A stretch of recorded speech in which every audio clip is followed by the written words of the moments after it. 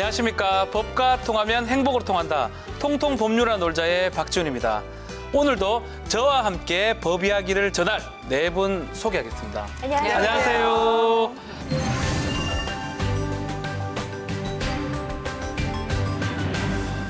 야, 뜨거웠던 8월도 이제 얼마 안 남았습니다. 휴가들 다녀오셨습니까? 안 다녀왔나 보네요. 저는 중국에 좀 다녀왔습니다. 예. 박세 기자. 저는 얼마 전 제주도 갔다 왔고요. 오호. 다음 주쯤 이제 유럽 한번 갔다 올게요. 뭐 이렇게 일 안 해요, 이제? 일할 생각 없습니까? 여름이니까 휴가철이니까. 와. 저도 제주도 얼마 전에 다녀왔어요. 그래서 너무 이렇게 골프를 쳐가지고 여기 지금 손 색깔이랑 여기 색깔이랑 달라요. 프로골퍼 수준이에요. 아니에요. 뭐 색깔만 프로골퍼. 직업같이 색깔만. 한 것 같네요, 예. 임방울 변호사는 뭐 안 갔습니까? 네, 저는 집에서 예. 에어컨을 켜고 아이와 즐겁게 그게 최고예요. 보냈습니다. 맞아요. 네, 저는 뭐 이번에 굉장히 더웠잖아요. 네. 더위가 뭔지 몰라요. 밖에 안 나왔으니까. 에어컨을 많이 틀어놨겠죠? 네. 예. 그게 최고입니다. 홈캉스가 대세죠. 네네네. 네네. 저도 뭐 추석 연휴가 길더라고요. 추석 연휴 이용해서 좀 여행을 다녀올까 하고 있습니다. 여기 있는 사람들도 여행을 다니지만 지금 제주도 갔잖아요. 저도 그렇고. 많은 사람들이 이제 비행기를 이용하는 것 같은데 지난 7월 30일 날 인천공항 하루 이용객이 무려 20만 4,554명입니다. 하루 이용객. 하루 이용객이. 하루에 어마어마. 인천공항을 찾으신 분들이 20만이 넘었다는 이때가 거잖아요. 개장 그죠? 이래 최대를 기록했습니다. 나가시는 분만. 네네네. 20만 명입니다. 맞아요. 그 출발 여객수랑 운항 편수가 그날 역대 1일 최다를 기록했다고 하는데요. 네네. 근데 이게 곧 깨질 것 같기도 해요. 왜냐하면 아까 양 기자님 말씀하신 추석. 것처럼 맞아요. 이번 추석 연휴에 진짜 하루인가요? 또 조심히 빼면은 추석 예, 거의 열흘 정도. 30만 명 기대합니다. 30만 명. 이거 좀 맞나? 뭐 가능할 것 가능할 같죠? 수도 있을 것 같아요. 가능할 수도 있을 것 같아요. 옛날에는 진짜 비행기 한번 타기 어렵잖아요. 저 같은 경우는 아마 신혼여행 때 처음 비행기를 탔나? 제주도 갈 때 탔나? 근데 요즘은 여행을 많이 가다 보니까 비행기 타는 걸 좀 쉽게 생각해요. 우리 아이들을 비행기 타니까 만만하게 생각해요. 그래요? 저희 때 타면 무서워서 올라갈 때 막 떨고 이러는데 맞아요. 아빠 왜 이래 이러면서 비행기를 너무 많이 타다 보니까 그런 것 같습니다. 또 저렴한 비용으로 이용할 수 있으니까 비행기가 우리 생활하고 아주 밀접하게 된 게 아닌가 이렇게 생각이 듭니다. 네, 맞습니다. 그렇다 보니까 우리나라의 그 항공과 관련한 진기록들이 많아요. 일단 인천공항 유명하잖아요. 세계 공항 서비스 평가에서 12년 연속 1위를 기록을 하고 있고요. 와. 또 항공교통량도 매년 최고치를 기록을 하고 있습니다. 이런 거를 보면 상당히 우리나라의 그런 항공 역사가 굉장히 길 것 같잖아요. 네네. 실제로는 70년도 안 됐대요. 엄청 짧죠, 사실. 70년? 그 짧은 시간에 이렇게 발전을 한 거 보면 좀 놀랍기도 한 것 같아요. 와. 1948년 10월 30일이라고 하더라고요. 그러면 정부 수립 며칠 그때 만들었네요. 그러니까요. 네. 민간항공기가 서울에서 부산까지 가는 노선을 처음 취항을 했는데요. 네. 그날 기념을 하기 위해서 항공 역사에 첫 발을 뗀 날로 기념하기 위해서 현재까지도 항공의 날로 기념을 하고 있다고 합니다.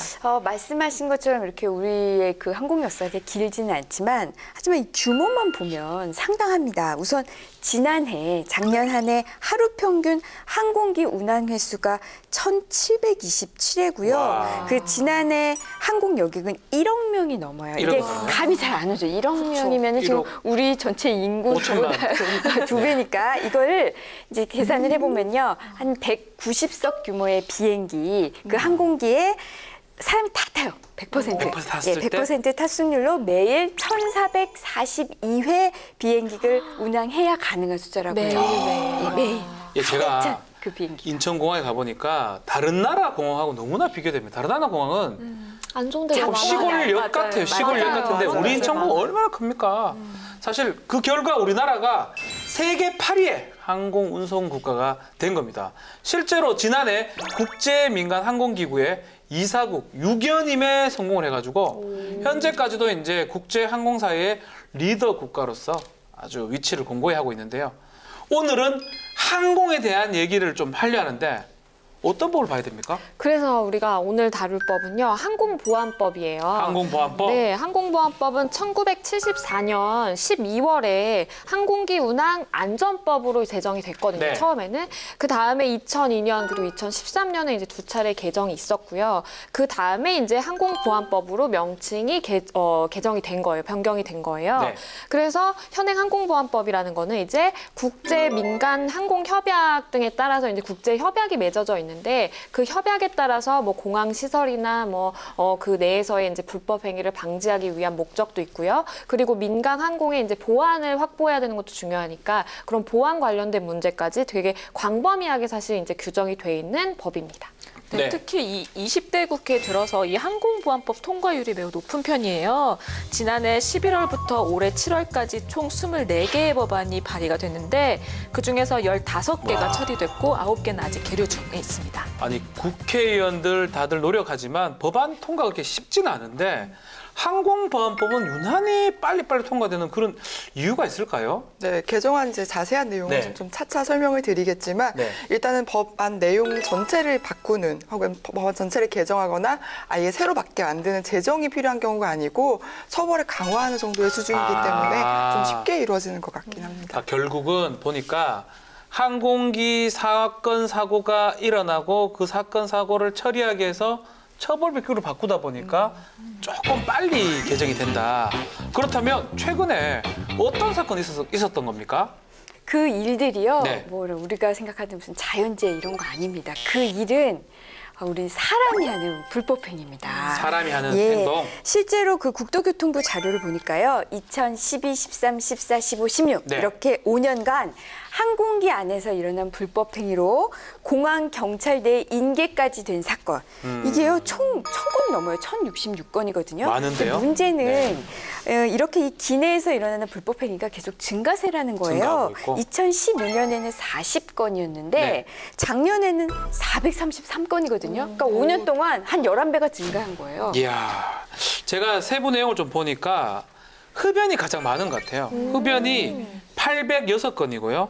75.6%를 차지하고 이 밖에도 폭언 등 소란 행위가 126건, 11.8%를 뒤로 잇고 있는데 흡연, 이런 폭행, 이런 불법 행위가 계속 늘어나는 이유가 뭘까요?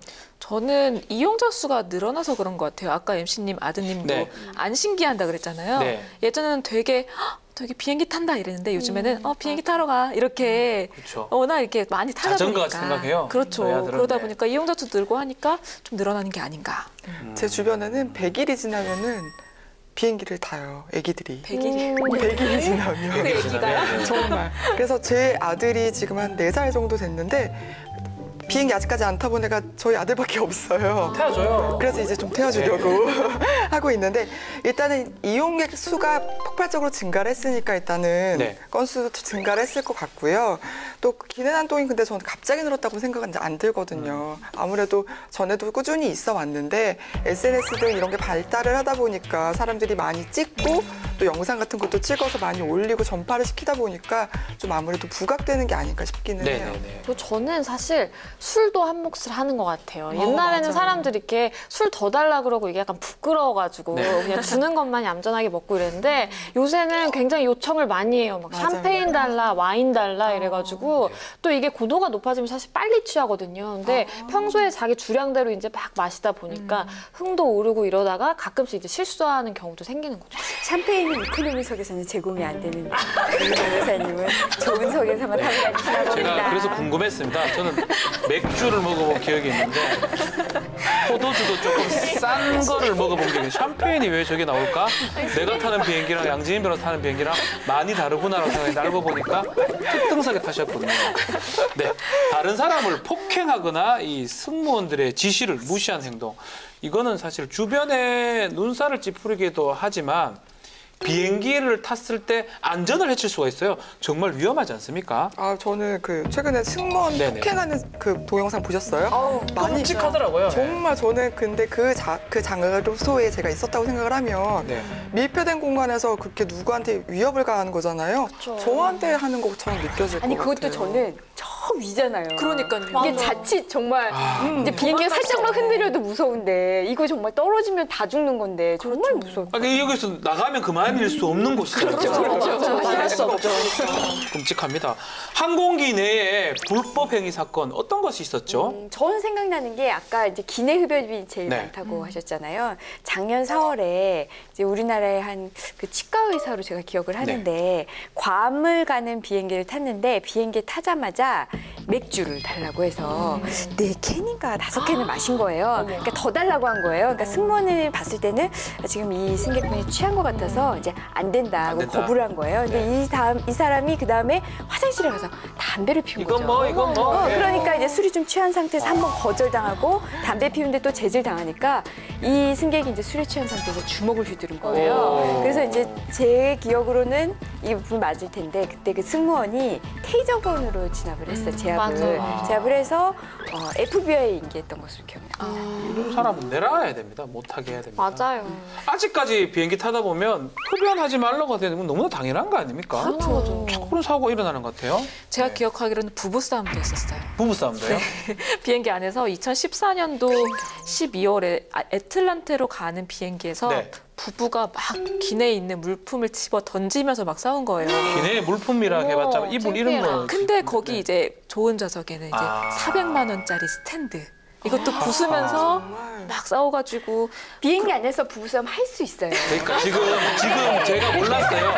제가 갔던 곳 항상 좁고 이렇게 움직이기 어려우니까 싸우고 싶어 싸울 공간도 없는데 이런 건데 그런 곳에서 좋은 싸울 좌석에서 수가 있구나. 스탠드를 부수면서 양준별 싸울 수 있어요 그런 데 가면? 아, 뭐 싸울 수 있겠죠. 좌석에서 샴페인 마시고 싸우는 거. 몰랐네요. 네. 근데 이런 네. 사건도 말고 그 갑질 횡포를 부려서 또 굉장히 눈살을 찌푸리게 그렇죠. 했던 그렇죠, 사건도 맞아요. 있었어요. 일명 라면 상무와 땅콩 회항 사건 다 아실 너무 거예요. 유명하죠. 그렇죠. 이게 2013년 4월에 LA행 비행기에서 라면을 이제 승무원이 끓여왔는데 짜고 덜 익었다라고 하면서 승무원의 얼굴을 이제 잡지를 말아가지고 때린 진짜. 대기업 상무였어요. 그래서 라면 상무죠 라면 그렇죠. 상무. 그래서 라면 상무라는 이제 별칭이 붙었고 2014년 12월에는 이제 모두 다 아시는 땅콩 사건이 이제 터집니다. 땅콩을 원하는 땅콩으로 갖고 오지 않았다. 그리고 이제 봉지를 이렇게 뜯어가지고 그릇에 담아야 되는데 봉지째 줬다라고 해가지고 무려 이제 비행기를 돌리죠. 해양이죠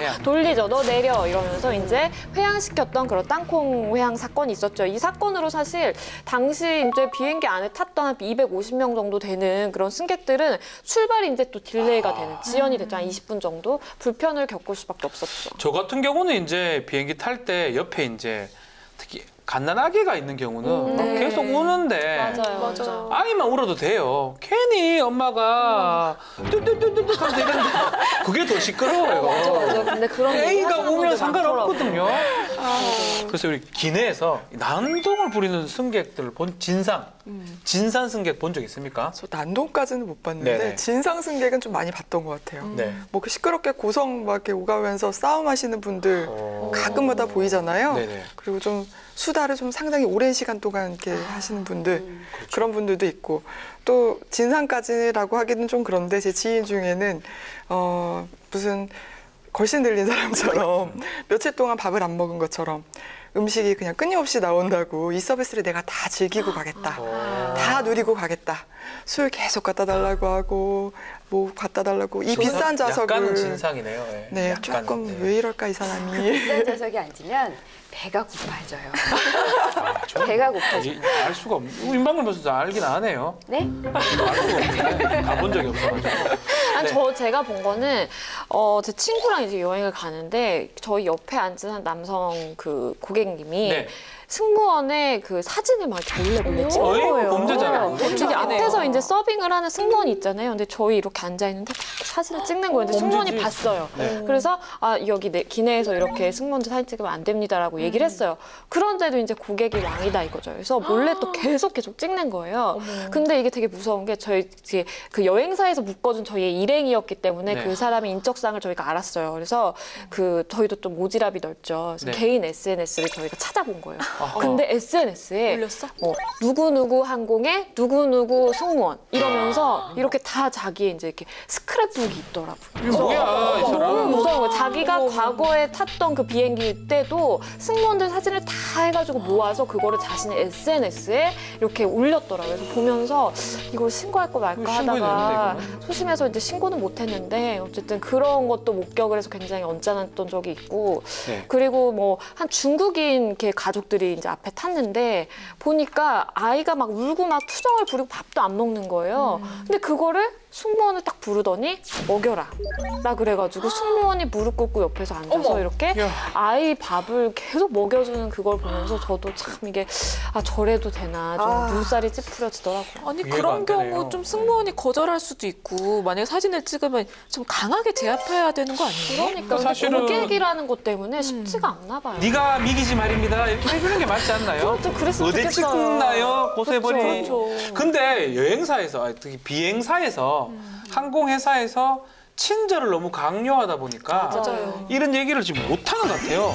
강력으로 좀 대응을 해야 되는데 어떻게 지금 해결이 되고 있습니까? 각 항공사별로 매뉴얼도 있어요. 네네. 근데 그 중에 이제 한 항공사의 그 제압 절차를 한번 보면 먼저 방송을 합니다. 방송을 해서 난동을 부리는 그 승객의 지인에게 자제를 좀 해달라고 이렇게 부탁을 해요. 처음엔 굉장히 공손해요. 굉장히 공손하게 하다가 말을 안 듣는다. 그러면 직접 찾아갑니다. 찾아가서 말로 해요. 말로. 당신 자꾸 그러면 저 계속 그러면 우리 당신 포박하겠어. 이런 식으로 포박하겠다고? 네. 말로 경고를 합니다. 그래도 말을 안 듣는다. 그러면 이제 포박을 하는 거예요. 포승질이나 수갑으로 난동 승객을 제압해서 격리를 시키는데요. 말씀드렸지만 단계가 너무 많아요. 그래서 이런 방법으로는 난동을 제압하는데 시간도 오래 걸리고 또 좀 어렵다고 하네요. 아, 너무 오래 맞아요. 걸렸구나. 그래서 작년인가요? 그 난동 부린 중소기업 아들 사건 기억나시죠? 맞아요. 네, 네. 그거 너무 아주 정말 외신에 좀 보기 싫어요. 정말 좀 망신이었어요. 이 말고도 이 미국의 팝 가수 리차드 막스도 Now 그런 and 적이 있죠. Forever. Now and Forever. 노래 한번 불러보시죠.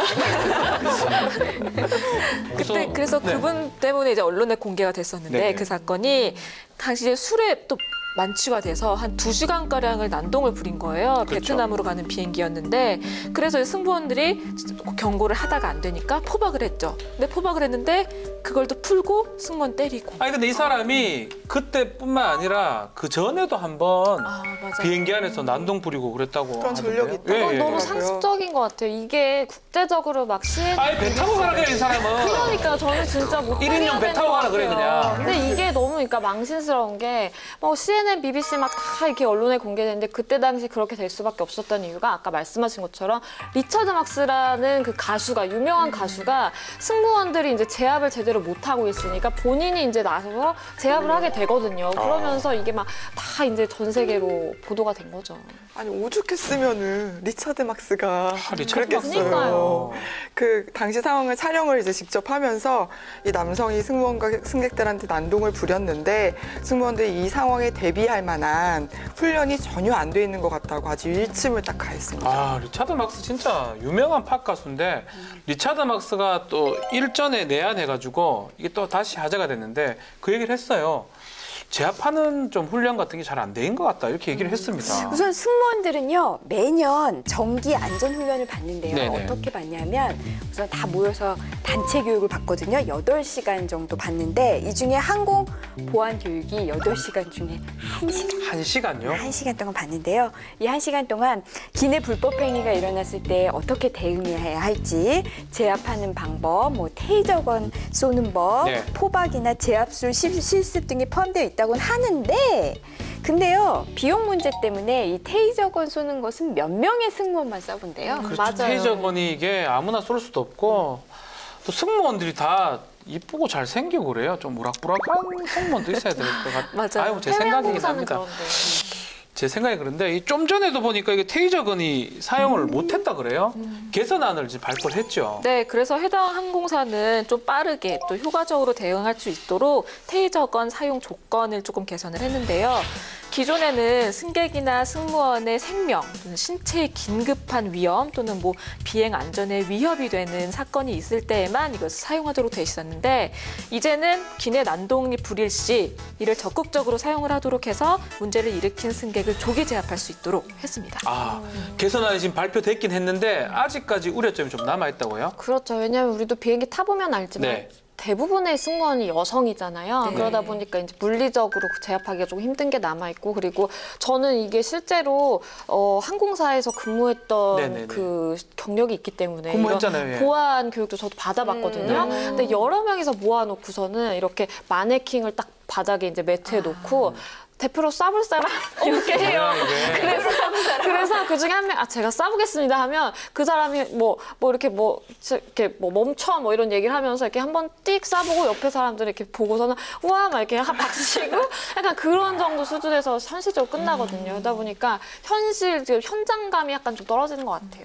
좀 더 좀 확실한 방법이 필요할 것 같아요. 뭐 타이슨 같은 사람 옆에 둔다든지 확실한 방법이 필요할 것 같아서 이 발의된 법안이 있죠.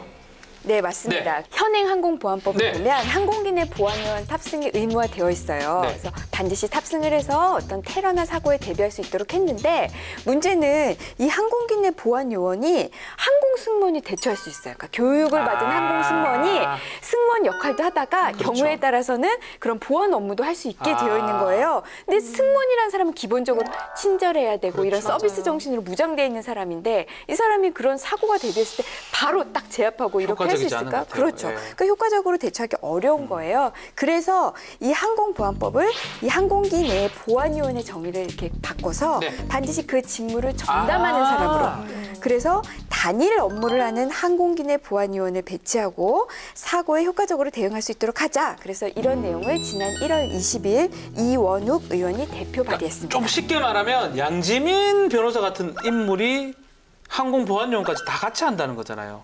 모든 걸 다 하는 그러니까 거죠. 그거보다는 차라리 저같이 이렇게 인상 쓰면서 이렇게 딱 이거 술 좀 그만 먹어요. 보안 업무만 예, 딴 거 모르고 그렇죠, 그렇죠. 술 좀 그만 먹어요. 하는 사람이 꼭 있어야 된다는 거잖아요. 그렇죠. 맞죠? 네. 맞습니다.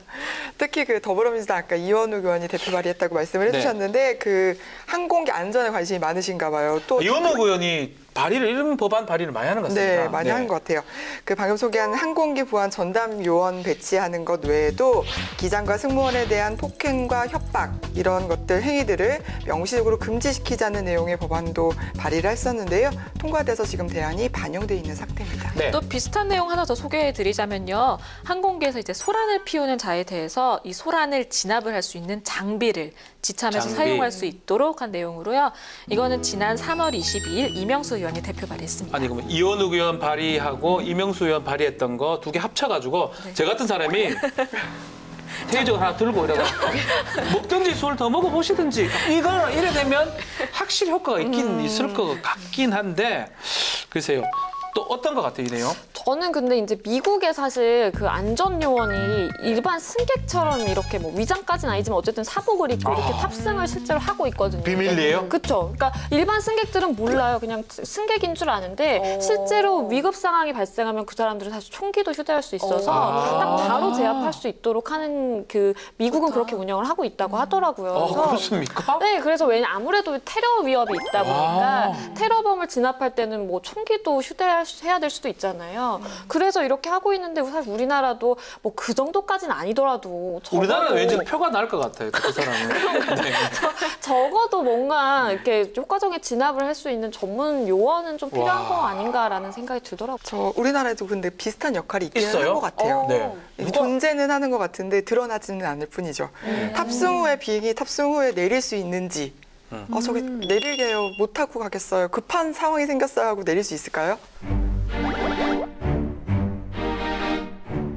내릴 수는 있더라고요. 이륙하기 전이라면. 아니 뭐 그럴 수 있죠. 내린다는데 네, 뭐 절차가 어떡합니까? 매우 복잡해서 네네네. 그렇지. 저희 어머니가 그 약간 폐쇄공포증 앓으시면서 네네. 비행기를 이제 지금은 타실 수 있는데 네. 그 공황장애처럼 약간 그러신 증상이 있으셨어요. 힘들어서, 예. 네.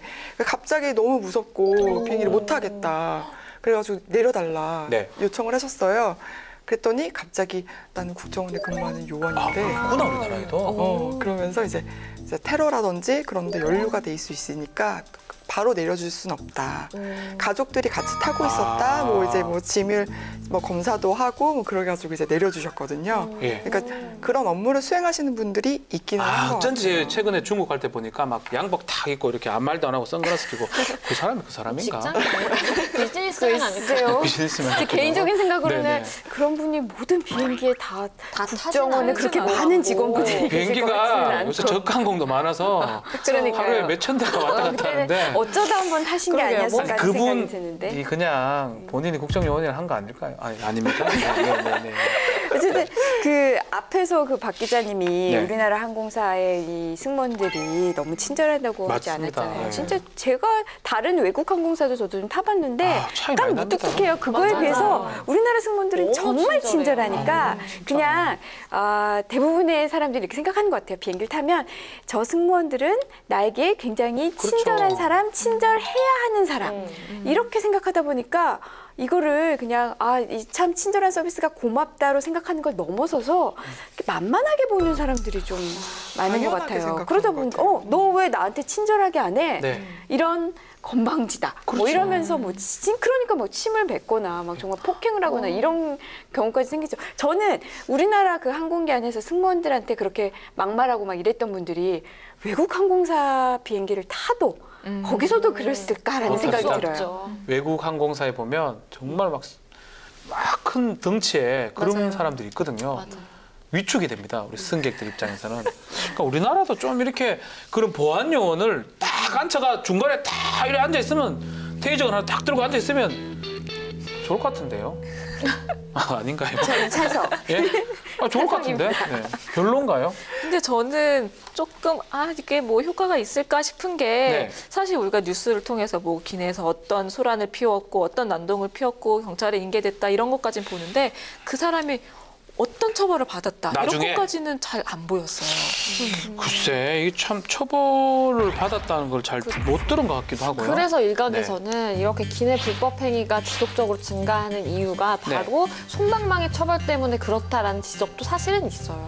이게 보니까 뭐 승무원이든 전담 요원이 있다고 하더라도 그런 일이 일어난 후에 도착한 후에 처벌을 제대로 하지 않으면 이게 계속 반복될 것 같은데요. 그렇죠. 실제로 그 아까 우리가 얘기했던 2차례나 난동을 부린 중소기업 아들이 네. 있었잖아요. 굉장히 심했죠. 침 뱉고 저 그래서 봤어요. 네, 여성 승무원도 뭐 팔꿈치로 막 가격을 하고 어마어마했는데 결과가 어떻게 나왔냐면 징역 1년에 집행유예 2년 그리고 벌금 500만 원과 함께 200시간의 사회봉사가 명령이 떨어졌어요. 그러니까 사실은 일반인의 그런 법 감정에 비추어서 봐서는 너무 가벼운 거죠. 아니 비행기에서 그런 행동을 하게 된다면 이거는 개인적 행동이 아니고 테러와 가까워요, 사실은. 그렇죠. 테러와 가까운데 처벌 자체는 너무 약하지 않은가 생각이 들고 이 사건 말고 다른 사건들은 어떻게 끝났나요? 네, 앞서 소개했던 그 네. 기내 잡지 가격했던 라면 상무. 라면 상무님. 라면 네. 상무님의 경우에 그 사표를 먼저 제출을 하셨던 걸 네네. 기억을 했어요. 그래서 찾아보니까 미국에 도착하자마자 입국 금지로 한국에 바로 돌아왔고 네. 그래서 사표를 제출하시고 이제 마무리가 됐고 다음으로 그 땅콩 회항 같은 경우에는 2심까지는 5개월밖에 안 걸렸어요. 근데 대법원에서 지금 2년째 결론이 나지 않고 있는 상태라고 합니다. 지금 뭐 이 땅콩 해양 사건 같은 경우도 사실 이런 해양 같은 게 사실 비행기가 이렇게 빠꾸 한다 그러죠. 백한다 그러죠. 백하는 경우가 잘 없어요. 빌리진도 아니고 그러다 보니까 이 법원에서도 아마 판례가 없다 보니까 조금 더 시간을 끌 것 같은데 우리나라 말고 외국에는 어떻습니까? 외국에서 처벌 아까 사례 말씀하신 것처럼 외국에선 기내 난동 테러로 취급해요. 그렇게 하는 게 맞는 것 같은데. 그래서 실제로 우리나라는요 기내 난동 승객 제압하는데 2시간 넘게 소요됐는데요. 네. 외국은 5분이면 끝납니다. 바로 5분 안에 총수입니까? 그냥 바로 제압합니다. 바로 총수하고 해요 그냥? 그건 아닙니까? 총도 쏩니다. 필요할 때 해적원도 쏘죠. 정말 빠르네. 영국에서는 좀 실제 사건이 있어서 네네. 한번 말씀을 드릴게요.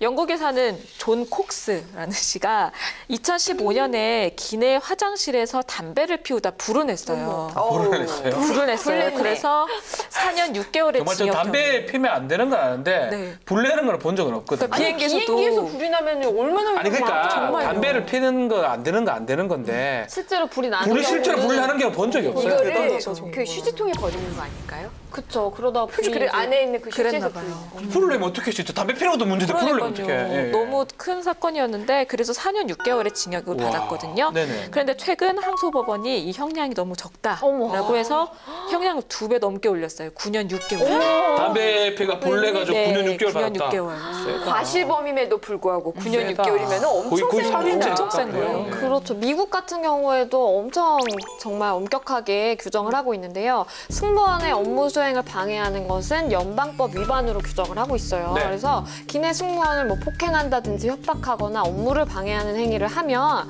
최대 20년 징역까지 가능하다 그래요. 세네요. 그리고 무기를 사용했을 때는 최대 형량에 제한이 없대요. 그럼 뭐 256년 그렇죠. 그럴 수도 있죠. 종신형 그런 거. 그럴 수도 예. 있겠죠. 미국과 유럽만 이렇게 강력하게 처벌하는 건 아니더라고요. 전 중국은 좀 약할 줄 알았는데 중국 같은 경우에는 난동 승객 혹은 뭐 기내 금지 행위를 위반하는 경우에 블랙리스트 명단에 일단 올리고요. 2년간 출국이나 은행 대출이 안 된다. 되게 신기하죠. 은행 대출이 안 된답니다. 그래서 불이익을 준다고. 또 사건이 발생하고 나서 5에서 10일 정도의 구류랑 최고 500위안 정도의 벌금이 부과된다. 이건 좀 궁금하네요. 난동 부렸다고 대출을 못 받는다. 특이하네요. 궁금하긴 한데. 네, 하여튼 싱가포르는 어떻습니까? 싱가포르 우리가 알고 있는 싱가포르 좀 무서워요. 무섭잖아요. 맞아. 태용 있는 엄청 때릴 것 나라잖아요. 같아. 거기서 못 가놓고 막 때릴 것 같아. 그럼 또 위험하잖아요. 비행기 내에서의 폭행은 절대 안 됩니다. 예. 싱가포르는 승무원을 폭행하거나 폭언, 고성 방가 이런 기내 불법 네. 행위를 하면요 고성 방가, 그러니까 술 먹고 떠들고 이러는 거예요. 그렇죠. 이런 거 하면 최대 5년의 징역 또는 우리 돈으로 약 8,100만 원의 벌금까지 받을 수가 있고요. 만약에 비행기 안에서 담배 피우다가 담배 걸렸다. 걸리면? 그러면 최대 1년 징역 예. 또는 400만 원의 벌금에 처해지게 됩니다. 이야, 세긴 세네요. 우리나라도 예전에는 막 모를 때든 막 비행기 내에서 막 고스톱 치고 막 이래서 눈살 찌고. 내 비행기에 예전에. 고수를요? 그 복도에 앉아서 예, 예. 정말 예전에. 또에서요. 예전에. 비행기 내에서는 충격적이네. 기본적으로 안전벨트라고 앉아 있어야 돼요. 근데 중간에 이제 좀 좋은 비행 상태면 일날 수 예, 있으니까 그런 적 지금은 뭐 이제 그런 경우는 사실 없다고 봐야 될 것 같고요. 이 기내에서 불법 행위가 계속되면 될수록 시민들이 불안에 떨 수밖에 없는 상황인데 그래서 적극적 대처가 필요할 것 같은데요. 국회도 우리 입법 노력을 많이 하고 있고 비행사들도 지금 대처를 하고 있다고 그러는데요. 네, 맞습니다. 네. 이 대한항공의 경우에 여러 차례 좀 사건이 발생을 했었는데요. 그래서 국내 최초로 지난 6월 28일부터 노플라이 제도라는 걸 시행을 하고 있어요. 아, 노플라이. 이 노플라이 제도라는 건 뭐냐면 기내에서 뭐 소란을 피우거나 폭력을 하거나 뭐 폭언 등으로 해서 항공기의 운항의 안전을 방해했을 경우에 그 승객이나 그 승무원을 대상으로 그 해당 승객을 일시적 또는 영구적으로 탑승 거부를 해버리는 거예요. 못하게. 그런 걸 노플라이 제도라고 이거 괜찮네요. 그러면 이제 이게 등급을 이렇게 세 단계로 나눠가지고 3년, 5년 영구 탑승 금지다. 뭐 이 말인 거죠. 그죠? 그렇죠. 이래 되면 저는 이제껏 자신이 왕이라 생각하죠. 손님이기 때문에. 그렇죠. 근데 잘못하다가는 이제 탑승도 못한다. 좋은 제도 같은데. 그렇죠. 사실 잘된 거. 지금도 뭐 블랙리스트라는 그 명단은 사실 항공사별로 가지고는 있어요. 네. 그런데 그거를 이제 탑승을 거부하거나 이런 건 아니고 조금 승무원들이 딱 아는 거예요. 어느 좌석에 어느 승객이 아. 블랙리스트다. 조심해야 그러면 된다. 아무래도 좀 예의주시하고 좀 이렇게 거기에 좀 남성 승무원을 이렇게 배치한다든지 그런 정도의 좀 관리를 하고 있는 것 같고요. 근데 이렇게 좀 적극적으로 노플라이 제도라는 걸 실시를 하게 되면 얼마나 요새 뭐 출장도 가고 비행기 많이 탈 수밖에 없잖아요. 근데 그거에 이제 제한이 있다 그러면 아무래도 좀 효과가 있지 않을까 싶어요. 양지인 변호사 그 항공사 근무할 때 그런 막 직구전 승객이라든지 그런 만난 적은 있습니까? 아니요, 저는 근데 뭐 사실 저는 그 사무직이었기 때문에 직접 만나지는 못했지만 이런저런 얘기들을 많이 얘기들을? 들었죠. 그래서 그런 리스트를 관리를 해서 앞으로는 등급을 매겨가지고 영구 탑승 금지할 정도로 한다는 건데 저는 이게 항공사 입장에서 정말 항공사가 자기들 편하려고 이런 제도를 도입하는 게 아니라 네. 비행기에서 소란을 피우고 폭력하는 건 정말 테러에 가까운 행위잖아요. 그렇죠. 그러니까 모든 승객들을 위한 거기 때문에 대한항공뿐만 아니라 좀 다른 항공사에서도 다 도입을 했으면 좋겠어요. 그래도 이게 좀 비행기 타는 건데 돈 내고 내가 탄다는데 너무 또 과도한 또 제재가 아닌가 이런 얘기가 나올 수가 있는데 이 노플라이 제도 어떻게 도입된 겁니까? 이게 네. 기업 입장에서도 확실히 좀 빠르게 대처하는 것 같아요. 네네. 정부랑 국회가 기내 난동 상황이 발생을 했을 때 그 즉시 조치를 취하지 못하면 항공사에서 1억에서 2억 정도 과징금을 부과하는. 어쩐지 빠르더라. 아. 그래서 항공보안법 개정을 지금 추진을 하고 있어요. 그렇기 때문에 이제 항공사 입장에서는 좀 발빠르게 대처를 해야 되는 거죠. 와. 그래서 그게 좀- 뭐냐면요. 예. 이게 올해 초에 국토교통부가 발표한 5개년, 2017년부터 2021년까지예요. 네. 5개년 항공보안 기본 계획이 있어요. 네네. 그걸 살펴보면 무슨 내용이 있냐면 항공기 내에 난동행위 대응 강화 방안으로 불법행위, 그냥 일반 불법행위 말고 네. 중대한 불법행위가 발생하는 경우에 앞서 제가 뭐 경고장 제시하고 뭐 하지 마세요. 얘기하고, 네. 앞에 그 절차 다 생략하고 바로 즉시 제압하고 구금하도록 이렇게 구금 장소도 있네, 그 안에? 항공사의 초기 대응을 강화하는 내용을 와. 담았는데 네네. 이거를 제대로 이행하지 않는 항공사에 대해서는 과징금 1억에서 2억을 부과하겠다라는 그 계획을 이제 발표를 했는데 네. 저 지금 노플라이즈도 굉장히 저는 괜찮다고 보거든요. 저 개인적으로도. 근데 이걸 아예 그냥 법으로 만들면 어떨까 법으로? 라는 생각까지도 들어요. 그래서 양진 변호사 법안이 준비되고 있죠. 그렇죠. 최근 아까도 우리가 얘기를 와. 했지만 5년 동안 폭행이나 흡연 이런 불법 행위가 지속적으로 증가하고 있다 그랬잖아요. 그래서 이런 만약에 이제 행위가 계속해서 증가하다 보면 큰 사고로 또 이어질 수가 있기 때문에 그걸 대비한 이제 법안이 지금 논의되고 있는데 내용은 항공운송 사업자는 기내 난동으로 이제 실형 이상의 형을 선고받은 사람에 대해서 네. 탑승을 아예 거절할 수 있도록 하는 내용이 포함되어 있고요. 지난 3월 29일에 박완수 의원이 대표 발의했습니다. 네. 박완수 의원은 이거 외에도요. 앞서 소개한 항공사의 위반 행위에 대해 2억 원 이하의 과징금을 부과할 수 있도록 하는 내용의 법안도 발의를 했어요. 네. 그래서 이게 통과되면 아까 임 변호사님 말씀하신 5개년 항공보안 기본 계획이 실시되게 되는 거죠. 그렇습니다. 비행기를 이용하는 시민들이 어떤 의식이 성숙하는 것도 중요하고요. 처벌을 좀 강하게 하고 노플라이를 시켜버리는 것도 필요하다는 생각이 드는데 과연 이 비행기 안전의 어떤 문제가 승객들에만 문제인가요? 이 승객들이 문제를 발생하지 않는다면 비행기 안전사고는 일어나지 않을까요? 그건 아니겠죠. 예? 믿기지 않겠지만 네네. 우리 영화 같은 데 보면 그런 거 간혹 나오잖아요. 어떤 영화요? 항공 네. 조종사들이 우리나라 말고 네네. 외국 영화 보면은 항공 조종사들이 가끔 이제 조종하다가 갑자기 술을 막 좀 마시고 운전을 하고 음주운전하는 거죠. 음주 비행기 운전? 어떨까요? 이게 말이 되나? 이게 뭐 운전하면서 술 먹어가면서 운전한다고 비행기가? 그렇게 되는 거죠. 우리나라엔 그런 게 없을 것 같죠? 예예예. 이게 말이 되나요? 이게? 우리나라에서 2010년 이후에 네. 현재까지 네. 음주 단속으로 적발된 사람이 4명이에요. 그중에 3명이 조종사고 1명이 어머. 정비사인데요. 정비사는 마셔도 되는 거 아닌가요? 아니죠. 술 취한 상태에서 정비해서 잘못 정비하면요. 무서워. 저는 술 취한 상태에서 공부도 가끔씩 하는데 그건 다른가요? 예, 죄송합니다. 예. 이 조종사 3명은 자격정지 30일 받았고요. 네. 이 조종사가 소속된 항공사는 과징금 2천만 원 부과됐습니다. 정비사도 자격정지를 받았고 항공사는 과징금 2억 1천만 원을 부과받았다. 저도 술을 좋아하는 입장에서도 다른 건 내 이해를 하는데 듣고도 지금 믿기지 않습니다. 하늘에서 항공기를 운전하는데 술을 먹어가면서 운전한다. 술을 먹고 그걸 탄다. 무서워요. 이게 말이 되나요? 사고로 이어지지 않습니까? 당연하죠. 당연하죠. 실제로. 비행기가 하늘로 가다가 밑으로 쫙 찍어 떨어지지 않습니까? 무서워라 진짜. 실제로 이 국제항공사고 조사국에 따르면요. 네. 1980년 이래로 지금 비행기 사고 난 게 12,000건이거든요. 근데 이 중에서 11건이 상업용 항공기 사고가 조종사의 음주와 관련이 있는 것으로 나타났어요. 뭐 비율은 상대적으로 좀 적다고 볼 수 있는데 이게 치명적인 게 뭐냐면 또 2011년하고 2012년에 러시아에서 조종사와 승무원이 음주를 해서 비행기가 충돌을 했거든요. 그래서 각각 47명하고 10명의 승객이 목숨을 잃었어요. 이 비행기가 네. 착륙할 때랑 이륙할 때 빼고 어느 정도에 올라서면은 왜 자동으로 자동 그렇죠. 항법 가죠. 장치. 예, 그것 그건 때문에 좀 우주선 아닌가요? 아 제가 잘 몰라요. 네, 비행기 그렇게 가요. 예, 그러니까 조종사들이 조금 마음을 놓는 거죠. 자요 비행 조종사들이. 그러니까 그때 이제 술을 마시거나 뭐 이런 일을 벌였던 거죠. 그러다 보니까 음주한 상태에서 비행기끼리 부딪혔다는 겁니까? 하여튼 사고가 나가지고 너무너무 끔찍한데요. 처벌 규정이 없는 건가? 있는 거 아니요, 아닌가? 있어요. 네. 사실 우리나라 같은 경우에는 조종사와 승무원이 업무 중에 이제 술을 마셨는데 음주 측정에 내가 거부를 한다면 네. 3년 이하의 징역 또는 3천만 원 이하의 벌금에 처한다고 돼 있거든요. 네네. 그리고 혈중 알코올 농도에 따라서 60일에서 180일 사이에 자격 정지나 자격 취소가 될 수도 있어요, 사실은. 근데 문제는 좀 단속인 것 같아요.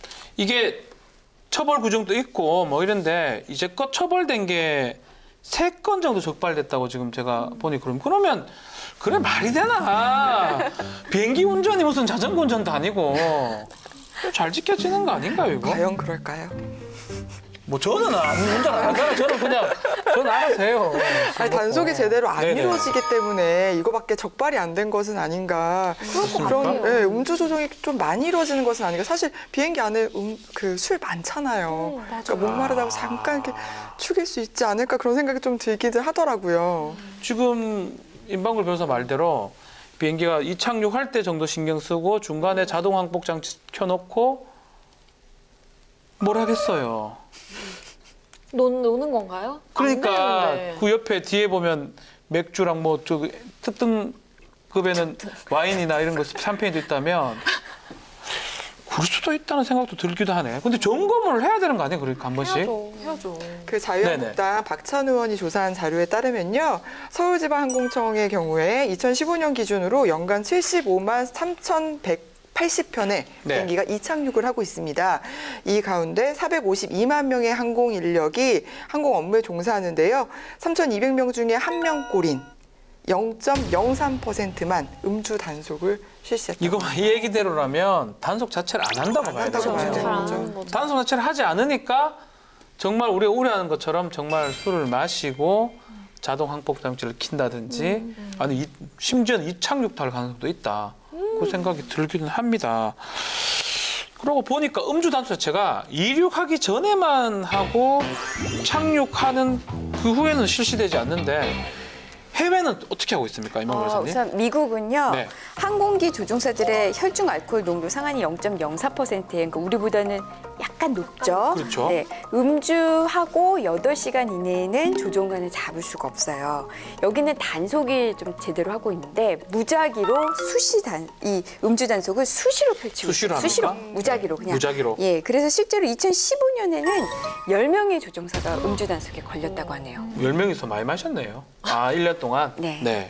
그 캐나다에서는요, 그 승객과 승무원 100여 명이 탑승했던 비행기에서 네. 음주 상태로 조종을 하던 조종사가 있었어요. 아, 이 말이 되나? 걸리고 나서 바로 회사에서 해고가 됐고 그 지방법원은 8개월 징역하고 1년간 비행 금지 처분을 내렸어요. 네.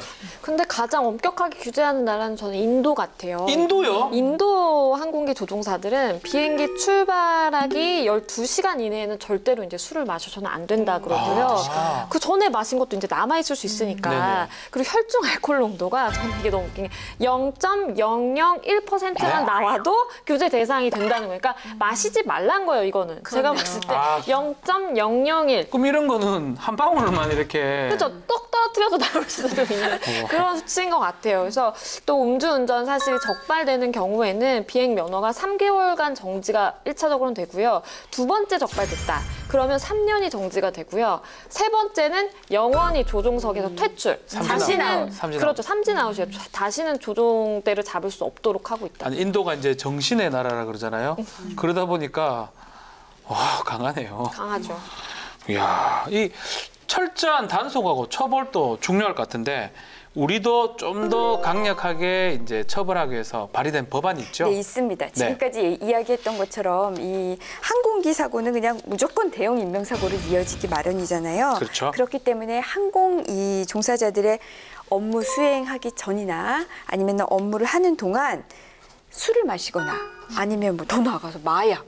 마약을 절대 안 되겠죠. 너무 당연한 거죠. 그래서 이런 주류 등의 영향으로 업무를 정상적으로 수행할 수 없거나 아니면 업무에 종사하는 동안 섭취할 경우, 그러니까 네. 업무를 하는 동안은 내가 술을 마시지 않아도 네네. 비행기 조종하기 전에 술을 마셔서 취한 상태에서 업무를 하는 경우, 이런 경우에는 지금은 규정이 3년 이하의 징역 3천만 원 이하의 벌금이에요. 네네. 근데 이거를 좀 더 강화해서 5년 이하의 징역 또는 5천만 원 이하의 벌금으로 처벌을 강화하자라는 내용으로 지난 4월 12일 박성중 의원이 대표 발의했습니다. 이거 박성중 의원은 보니까 음주를 되게 관심을 갖고 있는 것 같아요. 저랑 조금 성향은 좀 비슷해 보이는데 음주에 대해서 강력하게 처벌하는 걸 좀 생각하고 지금 보니까 제가 보니까 소방관하고 공무원의 음주에 대해서도 이걸 좀 잘못해야 된다, 처벌해야 된다 이런 법안을 낸 것 같은데 이거 어때요? 이 법안이면 음주 막을 수 있을 것 같습니까? 아니 음주운전으로 인해서 인명피해가 이렇게 많이 발생을 했는데 징역이 뭐 3년 이 정도라는 거는 너무 좀 약한 게 아닌가 생각이 들거든요. 네네. 좀 처벌을 강하게 해가지고 확실하게 예방을 할 수 있는 방안이 마련돼야 되는 거 아닌가. 저도 그런 생각이 동의하는 게 네. 이게 저 옛날에 이제 그 항공사 뭐 그 교육을 받으면서 칵핏이라 그러죠. 그러니까 파일럿들이 앉는 거기 네. 앞에를 문을 열고 들어가서 본 적 있어요. 근데 정말 천장까지 이렇게 버튼이 쫙 있어요. 그러니까 앞부분부터 천장까지 버튼이 쫙 있고 여기 뭐 기장, 부기장 이렇게 앉을 수 있는 좌석이 있고 이 앞에도 버튼이랑 막 이렇게 조작할 수 있는 게 막 엄청 복잡해요. 근데 이거를 술 취해가지고 뭐 여기 작은 거 버튼도 다 작거든요. 그거 뭐 잘못해서 만질 거 다른 걸 만졌다거나 큰일 나겠네. 그러면 여기에 타고 있는 뭐 200명, 뭐 300명 승객들이 한꺼번에 정말 그 목숨도 잃을 수 있는 거잖아요. 그렇죠. 그러니까 저는 처벌은 확실하게 강화하는 게 맞다고 생각해요. 그러니까 박세희 기자처럼 술을 좀 좋아하는 입장에서 그렇습니까? 저처럼 술을 좋아하시는 분들도 네. 근데 이게 처벌이 강화되면 아무래도 좀 항공사에서도 좀 신경을 많이 쓸 것 같고 그렇죠. 더 교육을 할 것 같고 하기 전에 또 다 검사를 또 할 것 같고 네. 그래서 그 좀 좋은 것 같아요. 사전 교육으로 또 종사자들이 이거 한 잔으로 해도 괜찮아 이런 마인드가 있으니까 술을 마시고 운전을 하는 걸 거 아니에요. 그래서 좀 이런 마인드도 좀 고치는 게 좋지 않을까. 야, 3년에서 3천만 원, 5년에서 5천만 원으로 지금 바꾼 상황이니까 좀 더 강력하게 처벌한다고 하면 안 하지 않을까 생각이 드는데 저는 지금 항공보안법 발의된 법안들을 보면서 음주운전 또 눈에 들어오긴 하지만 가장 눈에 들어온 거는 이겁니다, 이거. 전담보안입니다. 저도 맞아요. 저도 그래요. 제가 만약에 그런 진상 고객이었다고 생각을 한다면 와 내가 여기서 이렇게 좀 이런 과도한 행동을 네네. 하면은 나를 제지할 사람이 지금 저기 앉아 있어라는 걸 본다면 이거 못할 것 같아요. 검은 옷 입고요. 저승사자 같은 옷 입고 한국이니까 또 저승사자 가 딱 쓰고 이렇게 딱 입고 테이저 딱 들고 있으면 겁날 또 것 같아요. 나머지 승객들도 그런 안심하죠. 난도 얘기를 안 하는 나머지 승객들도 뭔가 든든한 사람이 같이 타고 있다라는 그럼요. 그 사실만으로 안심이 될 것 안심합니다. 같아요. 안심할. 우리 항공기에 저승사자 한 분 계시네. 그러니까 그런 게 될 것 같은데 양정 기자는 어떤 법안이 좀 저는 그 괜찮습니까? 불법 행위를 좀 원천 봉쇄할 수 있잖아요. 노플라이 제도. 노플라이 아예. 못 타봐야 정신 그러니까요. 차린다. 네. 네. 그렇게 하는 괜찮을 것 제도가 같습니다. 아예 도입이 되면 좋을 네. 것 같아요. 양진 변호사는요? 저는 방금 했던 음주 단속. 음주운전을 강력하게 처벌하고 그리고 실제로 저는 단속도 많이 했으면 좋겠어요. 그래서 뭐 실제로 비행을 나가기 전에 파일럿들이랑 승무원들이랑 이제 본사에 모여서 회의를 하고 나가거든요. 몇 시간 전에. 그럼 그때 딱 해보는 거죠. 그때 몇 시간 전에도 이게 술병이 남아 있나. 그리고 타기 직전에도 또 해보는 거죠. 이렇게 좀 해가지고 좀 단속을 자주 하면 경각심이 들지 않을까. 내렸을 때도 해야죠. 내렸을 때도 해야죠. 중간에 너무 마실 많이 수 하는 것 있으니까. 같긴 한데. 예. 네. 저도 노플라이 제도가 되게 좋은 것 같아서 앞으로 뭐 가족이나 뭐 이렇게 같이 갈 때는 노플라이 제도를 시행하는 항공사 거를 타게 되지 않을까. 좀 더 안심할 수가 그렇죠. 있으니까 그렇게 생각합니다. 그러니까 비행기가 정말 우리 생활하고 뗄래야 뗄 수 없는 밀접한 교통수단이 됐기 때문에 사실 이 법안들 항공보안법의 개정안들 속히 통과가 됐으면 하는 마음이 있습니다.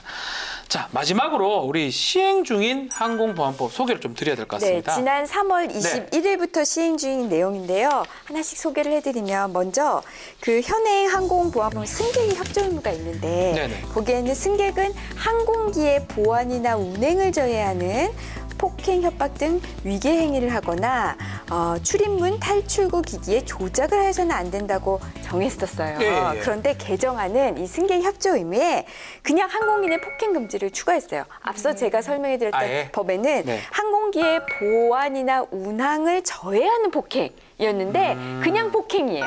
그냥 폭행도 아예 폭행. 안 돼요. 예. 그냥 폭행 5년 이하의 징역이고요. 항공기의 보안이나 운항을 저해하는 폭행 이거는 10년 이하의 징역이 처해집니다. 아니 보니까 전체적으로 처벌이 상당히 강화된 것으로 지금 보입니다.